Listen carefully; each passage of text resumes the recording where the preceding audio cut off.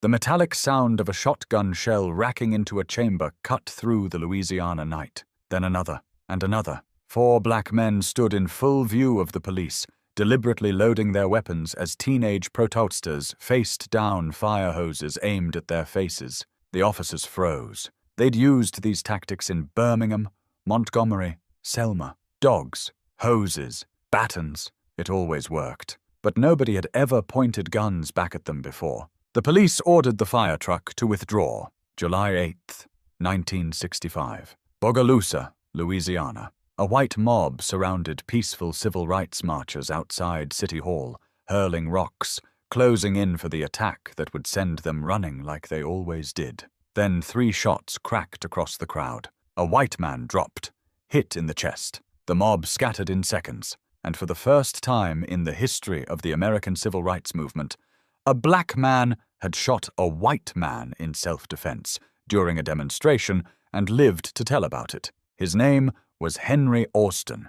He was 21 years old, and he was a deacon for defense and justice. This is the story that history tried to forget. The story of Black World War II and Korean War veterans who came home from fighting for freedom abroad and decided to fight for it at home. Not with sit-ins, not with marches, not by turning the other cheek. With loaded M1 rifles, military discipline, and a simple promise. If you come to kill us, we will kill you first. When the Ku Klux Klan came riding through black neighborhoods at midnight, these men were waiting in the darkness. When white mobs attacked civil rights workers, these men formed armed perimeters. When Martin Luther King Jr. preached non-violence, these men said, "God bless you, but we'll be over here with the shotguns." And in 4 short years, they did something no one thought possible. They made the Klan afraid. The northern Louisiana mill town of Jonesboro seemed like an unlikely birthplace for armed resistance. Population 5,000, half black, half white, entirely segregated. The paper mill paid the wages. Jim Crow wrote the rules, and by 1964, those rules were being challenged by the Congress of Racial Equality, known as CORE. CORE had established a freedom house in Jonesboro that spring, bringing in young activists, many of them white, to help register black voters. Their presence enraged white Jonesboro. To the local Klan, these outside agitators represented everything they feared about the changing South. So in July 1964, the Klan decided to make an example of them. 5 black churches burned. The Masonic Hall burned. A Baptist center burned. All in the space of a few weeks. The Freedom House itself came under repeated attack. Shots fired through windows at night. Rocks through windshields during the day. The pattern was familiar throughout the South. Terror without consequence. Violence without arrest. But Jonesboro had something most rural southern towns didn't have. It had a significant population of black men who'd fought in World War II and Korea. Men who knew how to handle weapons. Men who'd faced enemy fire on 2 continents. Men who'd been promised that their service to their country would mean something when they came home. They'd been lied to. Ernest Thomas had been born in Jonesboro on November 20th, 1935. He'd grown up fighting white boys for access to swimming holes, learning early that rights went to those who fought for them, not to those who asked politely. After military service, he'd returned home believing that political change had to be secured by force, not moral appeal. The Klan's July rampage proved him right. Frederick Douglass Kirkpatrick had been named after the great abolitionist. Born in 1933 in Haynesville, Louisiana, he'd excelled at grambling, earning a degree in biology while playing football. His imposing physical presence made him hard to ignore. His education made him hard to dismiss, and his position as gym teacher at the segregated black high school gave him access to the community's young men. Before the convoy, 2 separate groups had already formed to protect CORE workers. Thomas led one group of sentries who guarded the Freedom House at night. Kirkpatrick organized another that monitored police arrests and worked to keep the community safe. Both groups were informal, unorganized, reactive. The July Klan convoy changed everything. Thomas and Kirkpatrick met with about 20 other men in November 1964. Most were veterans. All were tired of watching their churches burn, tired of watching their children terrorized, tired of being told to wait, to be patient, to let the system work. The system was working, just not for them. They called themselves the Deacons for Defense and Justice. The name was strategic. Deacon implied respectability, religious values, community service. It made them sound like a church group, which is exactly what they wanted white folks to think. What they actually were was a disciplined armed self-defense organization with clear rules. Never fire first, always fire back. Protect civil rights workers, their families, and the black community. Use military tactics, military discipline, military precision. The Deacons established membership criteria that would have made the army proud. Men only, over 21, American citizens, married men with military service preferred, registered voters, no hotheads. Anyone with a reputation for starting trouble was rejected. This wasn't about revenge.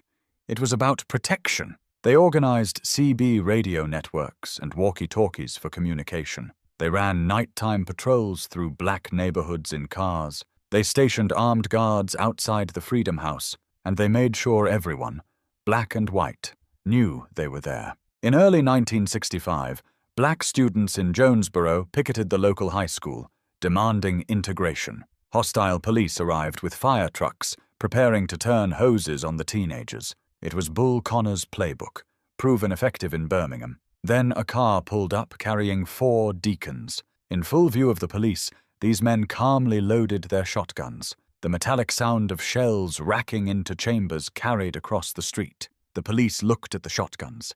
They looked at the men holding them, men who clearly knew how to use them, and they ordered the fire truck to withdraw. It was the first time in the 20th century that an armed black organization had successfully used weapons to defend a lawful protest against an attack by law enforcement. The students continued their protest, unmolested. Word spread about the men with guns, about the Klan backing down, about a new kind of resistance. Then corps workers in Jonesboro shared something remarkable. After the successful library integration, the Ku Klux Klan burned crosses in response, as they always did. But the Deacons wrote leaflets threatening to kill anyone who burned another cross.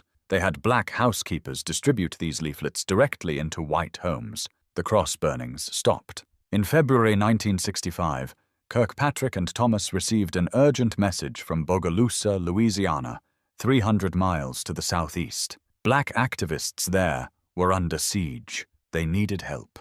February 21st, 1965. The day Malcolm X was shot in New York, Kirkpatrick, Thomas, and a Corps field secretary traveled to Bogalusa to organize the Second Deacons chapter. If Jonesboro had been difficult, Bogalusa was a nightmare. The city of 22,000 was a company town, dominated by Crown Zellerbach, a massive paper mill operation. Roughly 40% of residents worked for the company. 70% of the city's taxes came from Crown Zellerbach employees, and approximately 100 of those employees were Ku Klux Klan members. The mill embodied segregation. Black workers couldn't eat with whites, couldn't sit in the same break rooms, couldn't use the same restrooms, couldn't hold supervisory positions no matter how qualified. They did the hardest, dirtiest, most dangerous work for the lowest wages. When they complained, they got fired.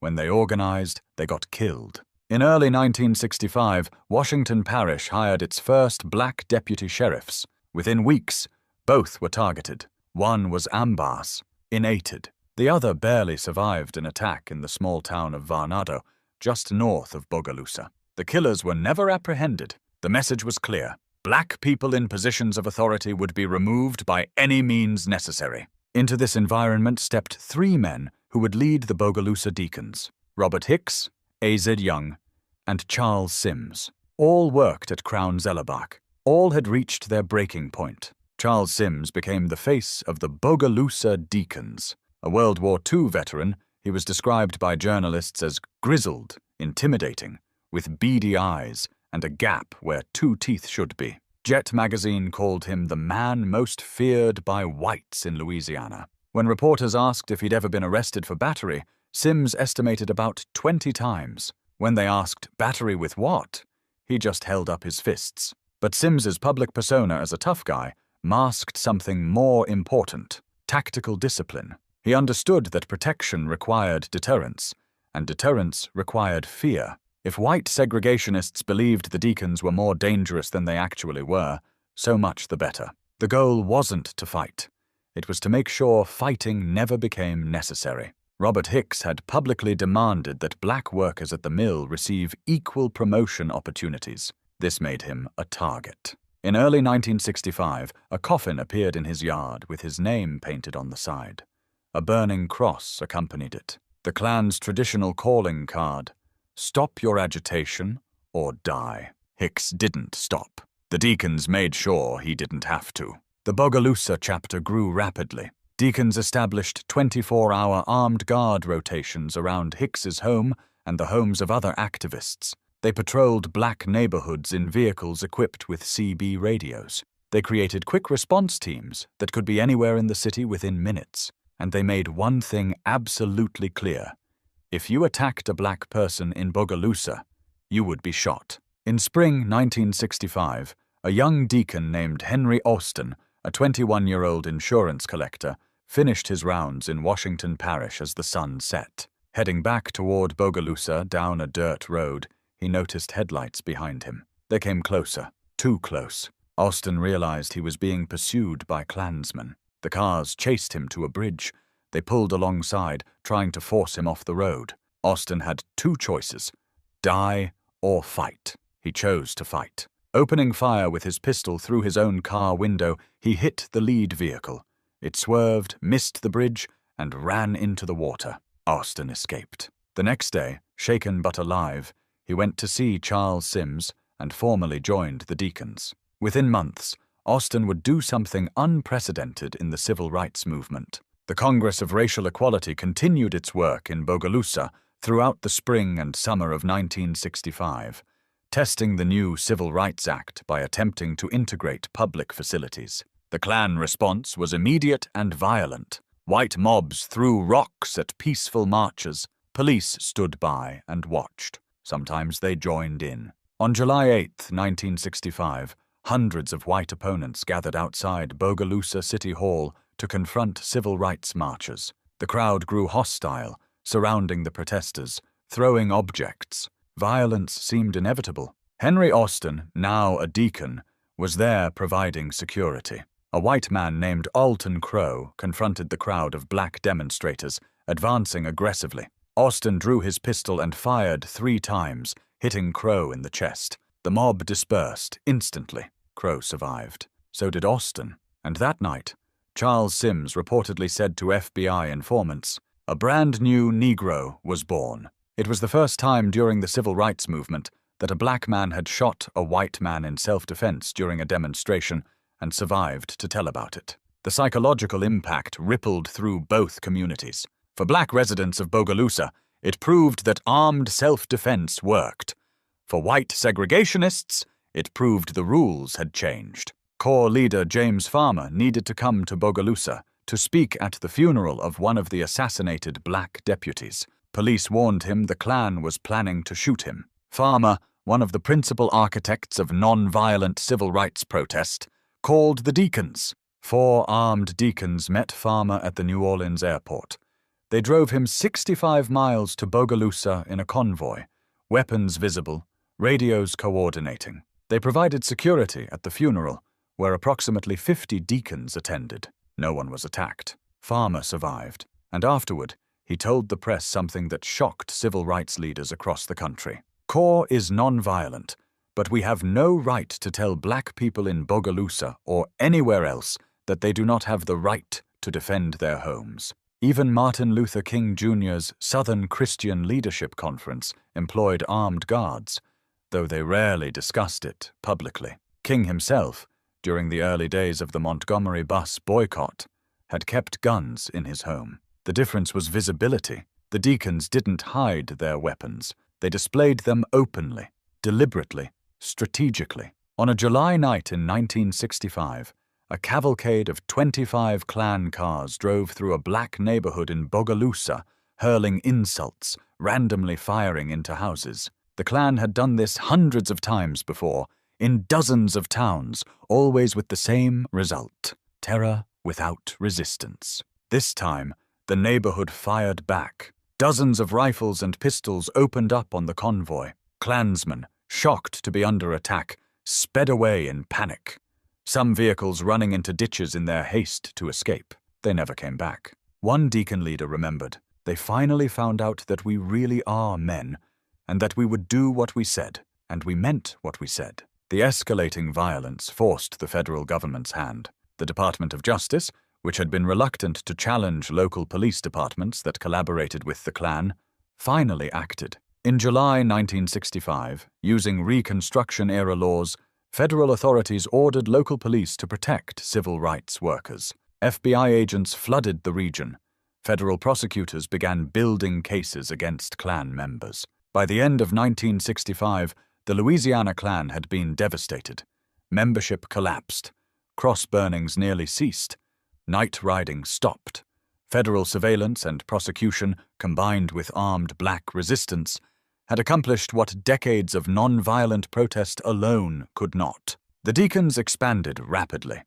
On March 8, 1965, they formally incorporated as a Louisiana non-profit organization with an explicit mission: the defense of civil rights, property rights, and personal rights. By mid-1965, chapters existed across Louisiana, Mississippi, Alabama, and even in Chicago. At their peak, the Deacons had approximately 21 chapters and 46 affiliates. They provided security for major civil rights events. In 1966, when James Meredith, the first black student at the University of Mississippi, was shot during his March Against Fear, the Deacons joined the continuation march from Memphis to Jackson, providing armed escorts. At night campsites, Deacons stood guard. Martin Luther King Jr., despite his philosophical opposition to armed resistance, accepted their protection during parts of the march. He understood that in rural Mississippi, nonviolence alone could get you killed. Charles Sims articulated the Deacons' philosophy in an August 1965 interview. "The reason why we had to organize the Deacons in the city of Bogalusa was the black people and civil rights workers didn't have no adequate police protection. When the white power structure found out that they had men, black men that had made up their minds to stand up for their people and to die if necessary for their people, they started acting a little different." Asked about the Second Amendment, Sims was direct. "I think a person should have the right to carry a weapon in self-defense. We found out in Bogalusa that the Louisiana state law that says a man can carry a weapon in his car as long as it's not concealed meant for the white man. It didn't mean for the colored." The Deacons operated under strict rules of engagement. They pledged their lives for the defense of justice and their community, but only in defensive situations. Charles Sims repeatedly emphasized this to members and media. "We will never go on the offense. But if the Klan or anybody else comes in here to hit us, I guarantee they will get hit back." This discipline separated them from vigilantes. They weren't seeking revenge or starting fights. They were establishing boundaries and enforcing them. The fact that those boundaries were backed by men with combat experience and loaded weapons made them real in a way that court orders and federal laws were not. The Federal Bureau of Investigation took notice. By mid-1965, the FBI had opened an investigation into the Deacons, classifying them as a potential black extremist organization. Bureau Director J. Edgar Hoover ordered intensive surveillance, fearing the group would spark a race war. FBI agents infiltrated chapters, recruited informants, tracked weapons purchases, and monitored communications. They documented everything: membership lists, training procedures, weapon types, patrol routes. The investigation files would eventually total over 600 pages. But the FBI found something unexpected. The Deacons' presence actually reduced violence. Areas with active Deacons chapters saw fewer Klan attacks, fewer shootings, fewer nighttime raids. Armed deterrence worked. The Deacons' effectiveness in Bogalusa had additional consequences. Robert Hicks, the activist whose home had been threatened with the coffin, turned to the court system in late 1965 to challenge workplace discrimination at Crown Zellerbach. His lawsuit, backed by federal civil rights enforcement and protected by the Deacons, opened previously closed job opportunities and promotions for black workers at the mill. The combination of federal legal action, armed self-defense, and organized protest proved more effective than any single approach alone. Black voter registration in the region increased dramatically. By the late 1960s, black residents were serving in law enforcement positions throughout rural Louisiana, something unthinkable just years earlier. But success brought complications. The Black Power movement, emerging in 1966 with Stokely Carmichael's famous call in Mississippi, attracted national attention. The Black Panther Party, founded that same year in Oakland, California, adopted some of the Deacons' tactics but added revolutionary rhetoric that the Deacons had always avoided. Charles Sims rejected black power as a concept. "I don't want to live under black power," he said. "I don't want to live under white power. I want equal power, and that's what I push." He dismissed Carmichael as a show-off. "I don't see nothing they were doing to even be talking about no black power," Sims said. "The black power, we had it. In them 30 rounds of ammunition on a man's shoulder, we had the black power." The Deacons were apolitical except for civil rights and self-defense. They rejected attempts by black nationalists and white communists to recruit them to broader ideological causes. They were working men, veterans, family men. They weren't revolutionaries. They just wanted to protect their community and enforce their constitutional rights. As federal civil rights enforcement improved and the Voting Rights Act of 1965 began changing the political landscape, the acute need for armed self-defense diminished. The Deacons had forced the federal government to intervene. Once that intervention came, their role became less critical. By 1968, Deacons' activity had declined significantly. The Black Panther Party, with its more militant rhetoric and urban focus, captured media attention and overshadowed the rural, working-class, defensive approach of the Deacons. The FBI, concerned about urban riots and revolutionary movements, shifted its surveillance away from the Deacons toward these newer organizations. The Deacons never completely disbanded, but they faded from public view. Their story was largely forgotten, overshadowed by the more visible narrative of non-violent resistance led by Martin Luther King Jr. History books mentioned them briefly, if at all. The civil rights movement, as taught in schools, emphasized peaceful protests and moral suasion, not armed veterans establishing defensive perimeters. Frederick Douglass Kirkpatrick moved to New York, became a minister, and dedicated himself to teaching black history through music. He recorded several albums with Smithsonian Folkways, including songs honoring civil rights leaders and the Deacons themselves. He died in 1986. Charles Sims remained in Bogalusa, continuing to advocate for equal rights through legal means. Robert Hicks stayed active in the community until his death in 2010. His home was listed on the National Register of Historic Places in 2015,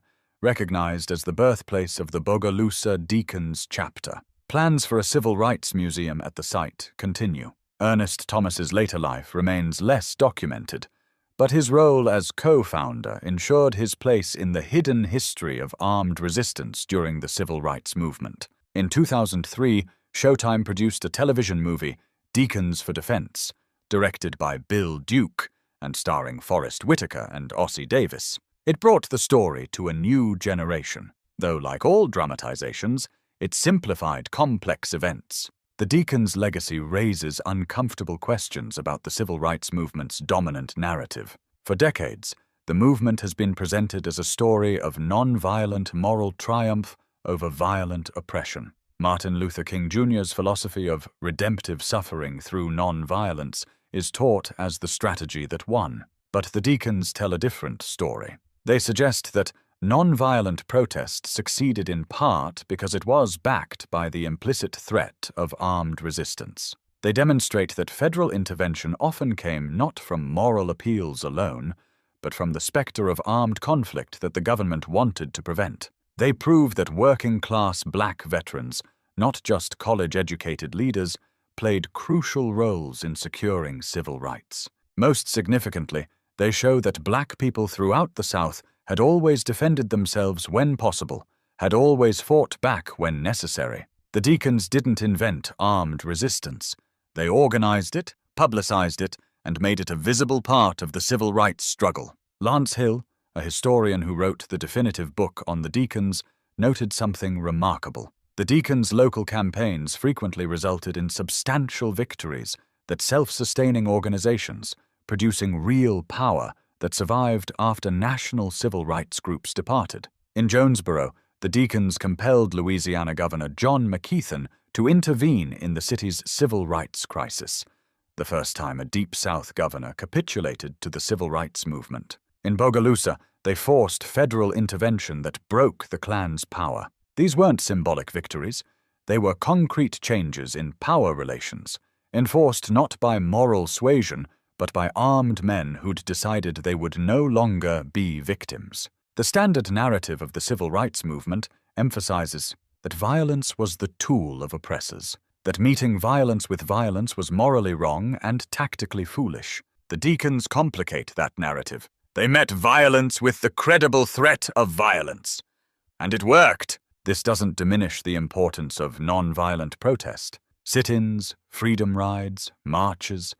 These tactics mobilized public opinion, attracted media coverage, and created moral pressure on political leaders. But in rural Louisiana and Mississippi, where federal marshals were absent and local police were Klansmen, non-violent protesters needed protection. The Deacons provided it. One Deacon member told an interviewer, "If the Deacons had been organized in 1964, the 3 civil rights workers that was assassinated in Philadelphia, Mississippi, might have been living today because we'd have been around to protect them." He was referring to James Chaney, Andrew Goodman, and Michael Schwerner, murdered by Klansmen and buried in an earthen dam, their deaths shocking the nation. Would armed guards have saved them? Impossible to know, but the fact remains. In areas where Deacons operated, civil rights workers survived. In areas without that protection, some didn't. The Deacons represented something that made civil rights organizations nervous and historians uncomfortable. The American tradition of armed self-defense applied to black people. The Second Amendment, that constitutional right white Americans had always claimed, exercised by black veterans who'd earned it in combat. When Charles Sims said, "Let's back up the Constitution of the United States and say we can bear arms," he was claiming a right that had been systematically denied to black Americans since slavery. Armed black people threatened the entire structure of white supremacy, which depended on the threat of violence going only one direction. The Deacons reversed that equation. They made violence bidirectional. They made the Klan afraid. And that fear, combined with federal action and non-violent protest, helped break Jim Crow's back in Louisiana. On July 8, 1965, when Henry Austin fired those 3 shots into Alton Crow's chest, he didn't just save himself and the protesters around him. He fired a shot heard across the South. The message, "Black people will defend themselves. The cost of racial terrorism has gone up. Calculate accordingly." The Klan calculated. Cross-burnings decreased. Night riding stopped. Attacks on civil rights workers declined. Not because segregationists had a change of heart, but because they'd done the math. Some targets shot back now, and those who shot back were combat veterans who didn't miss. The Deacon's story challenges comfortable narratives about how social change happens. It suggests that moral arguments alone don't transform power structures, that sometimes violence, or the credible threat of it, is necessary to secure basic rights, that working-class black people with guns were as important as middle-class black people with law degrees. This is why the Deacons were largely written out of civil rights history. They didn't fit the story civil rights leaders wanted to tell, or that white America wanted to hear. King's dream was palatable to white liberals. Armed black veterans shooting at white men was not. But the Deacons weren't trying to be palatable. They were trying to survive. They were trying to protect their families, their neighbors, their communities. They were using skills learned in the service of their country to defend rights supposedly guaranteed by that country's constitution. Frederick Douglass Kirkpatrick, Charles Sims, Ernest Thomas, Robert Hicks, Henry Austin, and the hundreds of men who joined them weren't heroes in the traditional civil rights narrative. They were heroes in a different kind of story. A story about men who came home from war expecting to be treated as citizens, and finding that expectation betrayed, used their military training to demand what had been promised. They didn't defeat the clan through moral superiority. They defeated them through superior firepower, superior tactics, and superior discipline. They turned the clan's weapons against them. They made white supremacists calculate risk, and they proved that when black veterans decided to defend their community, even the Ku Klux Klan backed down. This was never just about guns. It was about dignity, about refusing to be victims, about saying to a system built on black subjugation, "We will not go quietly. We will not beg. We will not wait for your permission. We fought for this country. We are citizens, and we will defend ourselves." Charles Sims, grizzled and gap-toothed, standing in Bogalusa with a rifle across his lap, represented something white supremacy couldn't survive. A black man who refused to be afraid. Multiply that man by hundreds, arm them with military training and modern weapons, organize them with military discipline, and you have what the Deacons for Defense and Justice actually were. Not a revolutionary army, not black nationalists, just American veterans exercising their constitutional rights. When the shooting finally stopped, when the Klan retreated, when federal law enforcement finally arrived to do its job, the Deacons had accomplished something historians still struggle to fully acknowledge. They had protected their community through armed resistance, forced government intervention through the threat of escalating violence, and proved that sometimes the only effective response to terror is the credible promise of retaliation. In Jonesboro, Louisiana, in November 1964, when Ernest Thomas and Frederick Douglass Kirkpatrick called that first meeting of combat veterans, they weren't starting a revolution. They were finishing one. The revolution begun by black soldiers who fought in 2 world wars, came home to Jim Crow, and decided they'd fought their last war for other people's freedom. This time, they'd fight for their own. The Deacons for Defense and Justice existed for less than 4 years as an active organization. But in that time, they changed the calculation of racial violence in the Deep South. They proved that black communities could defend themselves. They forced the federal government to intervene. And they demonstrated that the Second Amendment applied to black veterans too, whether white supremacists liked it or not. When history remembers the civil rights movement, it remembers the marches, the sit-ins, the speeches, the songs. It should also remember the sound of shotguns racking rounds into chambers, the sight of combat veterans standing guard, and the moment the Ku Klux Klan realized that this time someone would shoot back.